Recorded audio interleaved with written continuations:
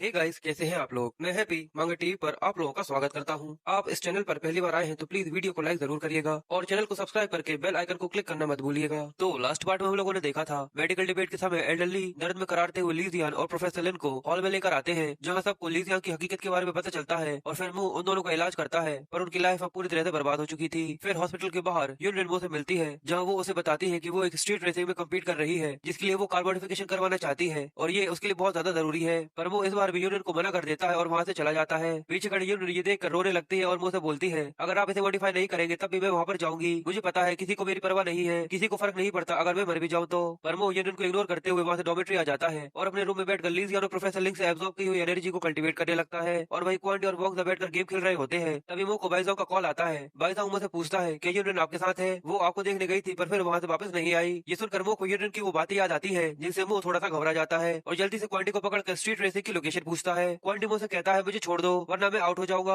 फिर क्वांटी मो को स्ट्रीट रेसिंग की लोकेशन बताता है जो आज रात ड्रैगन फोर्ट में बुरियल माउंटेन पर होने वाली थी। फिर वो मुझसे पूछता है आखिर क्या हुआ। मो उससे कहता है मैं वहाँ पर जा रहा हूँ। फिर हमें बुरियल माउंटेन का सीन दिखाते हैं जहाँ कई सारे लोग इस रेस में पार्टिसिपेट करने आए हुए थे। वहीं खड़ा एक लड़का दूसरे लड़के से पूछता है यंग मास्टर टाइशान बुरियल माउंटेन पर ये रेस क्यों रखना चाहते थे, मैंने इतना एक्साइटेड उन्हें आज से पहले कभी नहीं देखा। दूसरा लड़का कहता है तो तुम्हें इसके बारे में नहीं पता, तुम्हें वो लड़की दिख रही है, यंग मास्टर टाई उसे चाहते हैं पर वो उनकी गर्लफ्रेंड नहीं बनना चाहती, इसलिए यंग मास्टर टाई ये सब कर रहे हैं। अगर ये लड़की आज रात की रेस में फर्स्ट प्लेस पर नहीं आती तो इसे मिस्टर टाई के साथ सोना पड़ेगा। यूनिट वहीं खड़ी ये सब सुन रही होती है और अपने मन में सोचती है इन लोगों को कुछ भी नहीं पता, बस ये लोग वहाँ खड़े होकर जो मन में आए वो सब बातें करते रहते हैं। असल में टाइशन की फैमिली माफिया का एक हिस्सा है और साथ ही उनकी फाइनेंशियल कंपनी भी है, इसलिए वो अगर इस चीज को हार भी जाते हैं तो उन्हें पैसा बनाने में कोई भी दिक्कत नहीं आती। और इसी वजह से टाइशन हमेशा मुझे परेशान करता रहता है, पर मेरे फादर में इतनी हिम्मत नहीं है कि वो मुझे प्रोटेक्ट कर सके। पर इस सबसे मैं थक चुकी हूँ, इसलिए आज ये समय यहीं पर खत्म कर दूंगी। फिर वहाँ पर टाइशन आ जाता है और यूनिट से बोलता है ये तो मेरे लिए काफी कमाल का प्रपोजल है, क्या तुम्हें ऐसा लगता है कि तुम मुझे हरा सकती हो। बाद में सबकी वजह से पछताना मत, क्योंकि तुम्हें याद है ना अगर तुम हार गई तो तुम्हें मेरे साथ क्या करना होगा। और मुझे हराने के बारे में अपने सपने में भी मत सोचना, क्योंकि तभी वहाँ पर यिन जियांग अपनी लेम्बोर्गिनी लेकर आ जाता है। सब यिन जियांग को देखकर कहते हैं यिन जियांग यहाँ पर आ चुका है, इसका मतलब इस रेस को केवल यही जीतने वाला है। ताइशान भी यिन जियांग को देखकर बोलता है मैं इस बैट को जीतना चाहता हूँ, इसलिए मैंने यिन जियांग को यहाँ पर बुला लिया, तो तुम बस रात की पोजीशन के बारे में सोचो, आखिर तुम्हें कौन सी पोजीशन में करना है। जो बोलकर ताइशान वहाँ से चला जाता है और तभी हमारी हीरो की एंट्री होती है। वो वहाँ पर पहुंचकर यूनियन से कहता है मैंने बैट के बारे में सब सुन लिया है, इसलिए मैं तुम्हारी मदद करूंगा।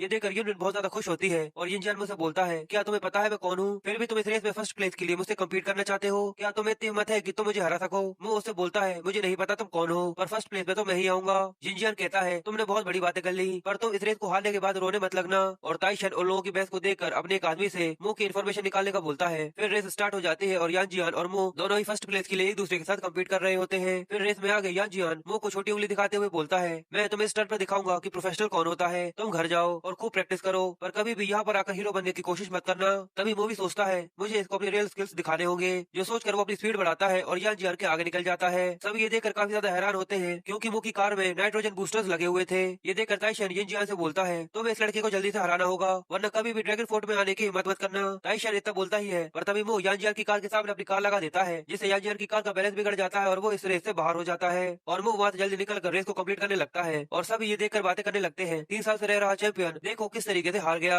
आखिर ये मुंह असल में कौन है। और ताइशन भी ये देखकर कहता है अब मैं इस लड़के को बताऊंगा कि आखिर असली डर क्या होता है। पर वही ट्रैक पर ये चिल्लाते हुए मुझसे कहती है मास्टर आप क्या पागल हो चुके हैं, जल्दी से कार को स्लो कीजिए, अगर मैं इस रेस में फर्स्ट नहीं आती तो मैं इस बैट को हार जाऊंगी। ताइशन ये देखकर बोलता है लगता है वो मुंह अब इस लड़की की मदद नहीं करना चाहता। पर वहाँ ट्रैक पर मुंह यूनियन से बोलता है तुम्हें अच्छे से याद है तुमने बाइती वाले केस में मेरे साथ बहुत गलत किया था। ये सुनकर यूनियन रोने लगती है और मुझसे माफी मांगते हुए उसे बताती है कि उसके फादर और मेरे फादर बिजनेस पार्टनर है, इसलिए मैं उसका कुछ नहीं कर सकती और इसी वजह से मैंने आपका सहारा लेकर उसे सबक सिखाया, प्लीज मुझे माफ कर दीजिए, मैं अगली बार ऐसा कभी नहीं करूंगी, पर मुझे ये रेस जीतना जरूरी है, कार की स्पीड स्लो कर लीजिए। पर कैमरे में ये सब देख रहा टाइशान काफी ज्यादा खुश होता है क्योंकि उसे ये लगता है कि यूनियन हारने वाली है। पर तभी वो ब्रेक लगा देता है जिससे उसकी कार वहीं पर रुक जाती है और यूनियन इस रेस को जीत जाती है। इस सबसे टाइशन को बहुत ज्यादा गुस्सा आता है और वो कहता है क्या ये मेरा मजाक उड़ाना चाहता है, मैं इसे मार डालूंगा। पर रेस के खत्म होने के बाद ये रेस जाकर वो के गले लग जाती है और वो उसे कहती है आप सबसे ज्यादा बेस्ट है। पर वो उसे कहता है सभी लोग देख रहे हैं ऐसा मत करो। फिर टाइशन वहाँ पर कई सारे गुंडों को लेकर आ जाता है जिसे देखकर सब लोग कहते हैं टाइशन यहाँ पर आ रहा है, पर कुछ तो गड़बड़ है। ये टाइशन से कहती है तुम्हें अपनी पेट की इज्जत करनी होगी क्योंकि मैं तुम्हारी नजरों के सामने फर्स्ट प्लेस पर आई हूँ, तुमने मुझसे कहा था अगर मैं इस रेस को जीत जाती हूँ तो तुम आज रात पूरे माउंटेन पर एक बंदर की तरह घूमोगे। टाइशन उसे कहता है ये मेरी जगह है, इसका मतलब मैं यहाँ का बॉस हूँ और तुम लोगों को यहीं पर रुकना होगा। वो उसे कहता है अगर हम लोग यहाँ पर ना रुके तो तुम क्या करोगे। टाइशन कहता है मैं तुम्हें तब तक पीटूंगा जब तक तुम मर नहीं जाते। वो उसे कहता है चलो आ जाओ, मैं भी देखना चाहता हूँ तुम्हारे पास आखिर कितने ज्यादा स्किल्स है। टाइशन अपने साथियों को आगे जाने का बोलता है और कहता है इसे मार डालो, बाकी सब मैं देख लूंगा। जो सुनते ही टाइशन के सभी गुंडे मो पर हमला करने के लिए आगे आ जाते हैं, पर जैसे ही मो आगे बढ़ता है वो सभी लोगों को हराकर टाइशन के पास पहुंच जाता है, जो देखकर सभी हैरान हो जाते हैं और मो को एक मॉन्स्टर बोलने लगते हैं। पर टाइशन मो के सर पर गन पॉइंट करते हुए कहता है तुम्हें अपने आप को ज्यादा स्मार्ट नहीं समझना चाहिए। मो उससे कहता है चलो ट्रिगर दबाओ। टाइशन ये सुनकर हैरान हो जाता है और सोचता है लगता है ये इंसान पूरी तरह से पागल हो चुका है, इसे मेरे सामने जिंदगी की भीख मांगनी चाहिए, पर ये तो कह रहा है कि ट्रिगर दबाओ। पर गुस्से में टाइशन गोली चला देता है, जहाँ मो खाली हाथों से उस बुलेट को पकड़ लेता है, जो देखकर साउथ इंडियन मूवीज की याद आ जाती है। पर फिर मो हमें बताता है मार्शल फाउंडेशन रेल्म एक ऐसा रेल्म है जिसमें इंसान अपने स्पिरिचुअल क्यू की पावर से एक प्रोटेक्शन बैरियर बना सकता है, जिनसे ऐसी नॉर्मल बुलेट से बड़ी आसानी से बचा जा सकता है। पर टाइशन ये देखकर काफी ज्यादा हैरान होता है और कहता है ये एक मॉन्स्टर है। पर मो टाइशन की कॉलर पकड़ लेता है और उसे कहता है तुम मुझे मारना चाहते थे तो चलो जल्दी से मारो। और दूसरी तरफ हमें टाइसन के फादर और जेन को दिखाते हैं, जो मो को देखकर उसके बारे में बातें कर रहे होते हैं। टाइसन बोलता है ये लड़का सच में काफी ज्यादा स्ट्रॉन्ग है। जेन कहता है इसके सामने मेरी पूरी बॉडी अपने आप ही घुटनों के बल आ गई, ये बहुत ही ज्यादा स्ट्रॉन्ग है, इसलिए हमें वो कॉन्ट्रैक्ट नहीं मिला। टाइसन बोलता है मैं तुम्हें इसके लिए ब्लेम नहीं करूंगा, सच में ये लड़का बहुत ही ज्यादा स्ट्रॉन्ग है, हम इससे पंगा लेना अफोर्ड नहीं कर सकते, हमें इसके साथ फ्रेंडली कनेक्शन बनाने चाहिए। वो लोग इसके बारे में बात कर ही रहे होते हैं, तभी उनका एक आदमी टाइसन को आकर बताता है टाइसन को ब्रियल माउंटेन पर एक बहुत बड़ी मुसीबत आन पड़ी है, वहाँ पर किसी लड़के ने उसे पकड़ लिया है। ये सुनते ही टाइसन अपने मन में सोचता है आखिर वो कौन है जिसने मेरे लड़के को परेशान किया, लगता है वो अब जीने से थक चुका है। फिर से ब्रियल माउंटेन पर मौका होता है जहाँ उसने टाइसन को जमीन पर लिटाकर उसके ऊपर पैर रख के बैठा हुआ था, तभी वहाँ पर कई सारी बड़ी बड़ी गाड़ियां आ जाती है, जिसमें से टाइसन निकलकर मुंह से बोलता है सच में तुम्हें काफी ज्यादा हिम्मत है जो तुमने मेरे लड़के को पीटने की हिम्मत करी। ये देखकर सभी काफी ज्यादा हैरान हो जाते हैं और बोलते हैं अंडरग्राउंड का एम्परर टाइसन यहाँ पर आ चुका है, ये लड़का सच में मरने वाला है। जाओ ये देखकर सोचती है यहाँ पर कई सारे गुंडे आ चुके हैं, क्या मास्टर इन सबसे अकेले निपट सकते हैं, मुझे लगता है मुझे फादर को सब कुछ बता देना चाहिए। टाइसन भी अपने फादर को देखकर मुंह से बोलता है मेरे फादर के यहाँ पर आने के बाद भी तुम मेरे ऊपर से अपना पैर क्यों नहीं हटा रहे। टाइसन भी ये देखकर काफी ज्यादा गुस्सा होता है और मुझसे कहता है मेरे यहाँ पर आने के बाद भी तुम ऐसी हरकतें कर रहे हो, सच में तुम में काफी ज्यादा हिम्मत है। फिर वो मुझसे निपटने के लिए जेन को आगे भेजता है, जेन उससे कहता है मुझे बस 3 सेकंड दो, मैं इसे निपट कर अभी आता हूँ। जो बोलकर जेन मो की तरफ बढ़ने लगता है और टाइसन भी बोलता है ब्रदर जेन एंटी कंपनी के ट्रम्प कार्ड है, लड़के अब तुम्हारे बचने के कोई भी चांसेस नहीं बचे। पर तभी वो देखता है कि ये लोग इतनी अजीब सी हरकतें क्यों कर रहे हैं, ये लोग अपनी जगह पे ही क्यों जम चुके हैं। इन्हें देखकर ऐसा लगता है कि जैसे इन लोगों ने कोई भूत देख लिया हो, और टाइसन के पसीने छूटने लगते हैं और वो सोचता है ये तो वही लड़का है जिसने इतने बड़े जाइंट को एक ही झटके में हरा दिया था। इसलिए टाइसन भी मो के सामने झुककर उससे बोलता है मिस्टर मो यहाँ पर थोड़ी सी गलतफहमी हो गई थी, प्लीज मुझे माफ कर दीजिए। सभी ये देखकर काफी ज्यादा हैरान हो जाते हैं और बोलते हैं अंडरग्राउंड कैंप इस लड़के के सामने माफी मांग रहा है, आखिर ये कैसे हो सकता है। और यूनिट भी सोचती है क्या ये भी मास्टर से डरता है। फिर वो टाइसन के ऊपर से पैर हटाकर उसके फादर से बोलता है इसने वादा किया था इसे पूरे माउंटेन पर बंदर की तरह डांस करना होगा, उसके बाद ही तुम इसे यहाँ से ले जा सकते हो। जो बोलकर वो यूनिट को वहाँ से लेकर वहाँ से जाने लगता है और टाइसन बंदर बनकर वहीं पर बैठा होता है, जिसके साथ हे गाइस कैसे हैं आप लोग, मैं हैप्पी मांगा टीवी पर आपका स्वागत करता हूं। गाइस अगर आप लोग चैनल पर पहली बार आए हैं तो वीडियो शुरू करने से पहले वीडियो को लाइक करके चैनल को सब्सक्राइब कर लीजिएगा और साथ ही बेल आइकन पर क्लिक करके आपको वीडियो कैसी लगी मुझे कमेंट सेक्शन में जरूर बताइएगा। तो लास्ट पार्ट में हम लोगों ने देखा था यूनियन स्टेट रेस को जीत जाती है और फिर मो टाइसन को पीटता है, जहाँ अंडरग्राउंड का एम्परर टाइसन भी मो के सामने झुकता है और मो यूनियन को वहाँ से लेकर घर वापस आ जाता है। यूनियन घर आकर मो से बोलती है मास्टर आज आप पूरे एक मर्द की तरह लग रहे थे, मैं तब आपको पहले से भी ज्यादा पसंद करने लगी हूँ। मो उससे कहता है मुझे मसाज करना बंद करो और जल्दी से अपने घर के अंदर जाओ। पर मो के ये बोलते ही यूनियन बेहोश हो जाती है।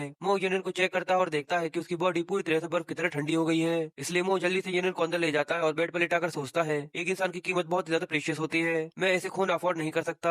फिर वो यूनियन की जैकेट निकालते हुए बोलता है ऐसा नहीं है कि मैं तुम्हारा कोई भी फायदा उठाना चाहता हूँ, पर इन कपड़ों के ऊपर से मैं तुम्हें एग्जामिन कैसे कर पाऊंगा। फिर वो यूनियन पर हाथ रखकर उसे फील करता है और कहता है सच में ये तो बहुत सॉफ्ट सॉफ्ट है। पर फिर वो कहता है ये मैं क्या कर रहा हूँ, मुझे सीरियस होने की जरूरत है। फिर वो सीरियस होकर यूनियन को चेक करता है और कहता है इसे देखकर ऐसा लगता है जैसे इसके दिमाग के आसपास एक बर्फ का टुकड़ा जमा हुआ है और इसकी ऐसी हालत के लिए ये जरा सा भी अच्छा नहीं है। और वहीं बाहर बाईजोंग और उसकी एक्स वाइफ यूई एक दूसरे से लड़ रहे थे, जहाँ यूई बाईजोंग से कहती है वो अभी भी बाहर है, ऐसा भी तो हो सकता है कि उसे कहीं पर कुछ हो गया हो और हम लोगों को अभी तक उसके बारे में कुछ भी पता न चला हो। पर बाईजोंग उसे कहता है तुम्हें ये सब कहने की जरूरत नहीं है, अगर तुमने मुझे डिवोर्स नहीं दिया होता तो हमारी लड़की ऐसी कभी भी नहीं होती। यूई चिल्लाकर उसे कहती है क्या अगर मैंने तुम्हें डिवोर्स नहीं दिया होता तो मेरी कंपनी कभी भी सक्सेसफुल नहीं होती। तभी बाईजोंग यूई को चुप करते हुए कहता है सामने देखो खिड़की पर लाइट जल रही है, इसका मतलब घर के अंदर कोई है। और अंदर बैठा हुआ वो यूई का इलाज करते हुए सोचता है अभी के लिए मैंने अपनी स्पिरिचुअल पावर से इसकी बॉडी के इलनेस को कुछ देर के लिए दबा दिया है, जिससे इसकी बॉडी का टेम्परेचर ठीक हो जाएगा। फिर यूनियन को होश आने लगता है, पर तभी गेट खोलकर बाईजोंग और यूई चाकू लेकर मो के सिर पर खड़े हो जाते हैं। मो उन दोनों को देखकर काफी ज्यादा डर जाता है और कहता है अगर मैं तुमसे कहूँ कि मैं यूनियन का इलाज कर रहा था तो क्या तुम मेरी बात पर यकीन करोगे। बाईजोंग बोलता है मुझे लगता है कि तुम ऐसे इंसान नहीं हो। पर उसकी एक्स वाइफ चाकू लेकर मो के पीछे पड़ जाती है। मो उसके आगे भागते हुए बाईजोंग से कहता है मैं सच बोल रहा हूँ, प्लीज शांत हो जाओ और जल्दी से आकर इसे रोको। तभी बाईजोंग यूई से बोलता है यूनियन को होश आ गया है। ये देखकर यूई शांत हो जाती है और मुंह भी चैन की सांस लेते हुए कहता है आखिरकार ये सब खत्म हुआ। फिर वो सब टेबल पर एक साथ बैठे हुए थे जहाँ पर बाईदोंग मुंह से माफी मांगते हुए कहता है मुझे पहले से ही सोचना चाहिए था, तुम यूनियन के साथ ऐसा कुछ गलत नहीं कर सकते। यूई उससे कहती है क्या तुम इसकी बातों पर भरोसा है। बाईदोंग यूई से बोलता है यूनियन इस महीने में 2 बार कोमा में जा चुकी है और हर बार की तरह जमी हुई बॉडी के साथ उठती है। यूई बोलती है क्या पता यूनियन सच में बीमार है या इस लड़के ने इस पे कुछ किया हुआ है। यूनियन अपनी माँ से बोलती है ऐसा कुछ भी नहीं है और वो यूनियन से पूछता है क्या तुम हर महीने सच में कोमा में जाती हो। यूनियन बोलती है ये ज्यादा बड़ी बात नहीं है क्योंकि मेरे डॉक्टर ने बताया है कि मैं 20 साल से ज्यादा जिंदा नहीं रहने वाली। ये सुनकर वो सोचता है इसका मतलब ये कभी भी मर सकती है, इसलिए ये हर एक चीज को ट्राई करना चाहती है पर हमारा हीरो ऐसे ही किसी को थोड़ी मरने देगा। इसलिए वो यूनियन से बोलता है मैंने अभी के लिए तुम्हारी बीमारी को कम कर दिया है इसलिए तुम चिंता मत करो, मैं तुमसे वादा करता हूँ भविष्य में मैं इसका कोई ना कोई इलाज जरूर ढूंढ लूंगा। जो सुनकर यूनियन काफी ज्यादा खुश हो जाती है पर वो उन लोगों से कहता है तुम्हें ज्यादा लापरवाह होने की जरूरत नहीं है पर बस भविष्य में यूनियन को ऐसे घटिया कॉस्मेटिक्स से दूर रखना। ये सुनते ही यूई आग बबूला हो जाती है और मुंह पे चिल्लाते हुए कहती है तुम आखिर ये क्या बकवास कर रहे हो। यूई बस केयर फ्री ब्रांड के बेस्ट ब्यूटी प्रोडक्ट्स की इस्तेमाल करती है जो तुम किसी को लाकर नहीं दे सकते, इसलिए तुमने मेरे ब्रांड के प्रोडक्ट्स को घटिया बोलने की हिम्मत कैसे की। बाईदोंग भी मुझसे कहता है शायद आपको केयर फ्री ब्यूटी के बारे में नहीं पता, ये पूरी चाइना में हार्मलेस कॉस्मेटिक्स की प्रोडक्ट्स में नंबर फर्स्ट पर आती है। फिर यूनिट भी बोलती है ये प्रोडक्ट्स मेरी माँ के प्राइड है। फिर वो उसे बोलता है अगर तुम्हें मुझ पर यकीन नहीं है तो तुम इसे ट्राई कर सकती हो। यूई कहती है मैं एक गैंगस्टर जैसे दिखने वाले इंसान पर भरोसा कैसे कर सकती हूँ, क्या पता इस बोतल के अंदर क्या हो सकता है। वो उससे कहता है अगर तुम्हें मुझ पर जरा सा भी भरोसा नहीं है तो तुम इन्हें कंपेयर कर सकती हो। जो सुनकर यूई जल्दी से उठकर सेक्टर चीफ ली को यहाँ पर बुलाती है और मुझसे आगे कहती है अगर तुम इसमें हार जाते हो तो तुम यूनियन से तुरंत ही दूर हो जाओगे। ये सुनकर बाईदोंग अपने मन में सोचता है मो के लिए सौदा काफी ज्यादा महंगा पड़ने वाला है क्योंकि मुझे डर है कि वो इस बार हार जाएगा। फिर थोड़ी ही देर बाद ली वहाँ पर अपने साथियों के साथ आ जाती है। यूई उससे बोलती है चलो अपने प्रोडक्ट्स का जादू दिखाओ, हमें इस बेवकूफ लड़के को सबक सिखाना है। फिर वो यूनियन के ऊपर टेस्ट करते हैं जहाँ पर यूई के प्रोडक्ट्स में हार्मफुल सब्सटेंसेस की क्वालिटी 0.2% होती है और इससे यूनियन का चेहरा ग्लो करने लगता है। यूई मो को इशारा करते हुए बोलती है अब तुम्हारी बारी, चलो आगे आओ। मो आगे आकर अपनी बॉटल से 2 ड्रॉप्स यूनियन के चेहरे पर डालता है तो यूनियन सोचने लगती है ये सच में बहुत ही ज्यादा वार्म फीलिंग है, ये उस ठंडी और चमकदार फीलिंग से बहुत ज्यादा अलग है। मुझे ऐसा लगने लगा है जैसे मेरी पूरी बॉडी एक न्यूबॉर्न बेबी की तरह हो गई हो। फिर वो टेस्ट ले रही लेडी रिजल्ट देखकर काफी ज्यादा हैरान होती है और यूई भी ये देखकर काफी ज्यादा शॉक हो जाती है क्योंकि इसमें 0 पॉइंट हार्मफुल सब्सटेंसेस थे। ये देखकर यूई अपने मन में सोचती है ये तो एक डिवाइन वाटर है, अगर ये वाटर हमें मिल जाए तो इससे प्रोडक्ट्स बनाकर हम अपनी सोच से भी ज्यादा प्रॉफिट कमा सकते हैं। फिर वो एक बोतल वहाँ पर रखकर वहाँ से जाने लगता है और कहता है अब से यूनियन को केवल यही इस्तेमाल कराना। तभी यूई मो को रोकते हुए उसे बोलती है कि आपको ऐसा नहीं लगता कि इससे कई सारे प्रोडक्ट्स बनाए जा सकते हैं, अगर आप एग्री हो तो हमारी कंपनी आपको एक बहुत अच्छा ऑफर दे सकती है। पर वो हर बार की तरह इसे भी मना कर देता है तो यूई मो को बनाते हुए उसे कहती है प्लीज आप मान जाइए, अगर आप मान जाते हैं तो मैं इसकी सेल का 70% आपको दूंगी। ये देखकर यूनियन बाईदोंग से कहती है अगर आप आधे भी मेरे मास्टर की तरह होते तो मेरी माँ कभी भी आपको डिवोर्स देकर यहाँ से नहीं जाती। जो सुनकर बाईदोंग को काफी ज्यादा बुरा लगता है और वो भी 70% प्रॉफिट के साथ इस डील को फाइनल कर लेता है और वो वहाँ से चला जाता है और अपने मन में सोचता है मुझे कल्टीवेशन के लिए बहुत सारा पैसा चाहिए और 70% प्रॉफिट मेरे लिए बहुत अच्छा इनकम सोर्स बन जाएगा। वैसे भी आज मैं बहुत ज्यादा लेट हो चुका हूँ इसलिए मैं घर जाकर कोई भी कल्टीवेशन नहीं करने वाला। जो सोचते हुए वो वहाँ से जा ही रहा होता है तभी मो को कोई पीछे से माई लव बोलता है और जैसे ही मो पीछे मुड़कर देखता है एक मोटा सा लड़का मो को आंख मारते हुए उसे कहता है मैं तुमसे यहाँ पर अपना लव कन्फेस करने आया हूँ, जिसे देखकर मो के तोते उड़ जाते हैं। जिसके साथ अब ये पार्टी यहीं पर खत्म हो जाती है।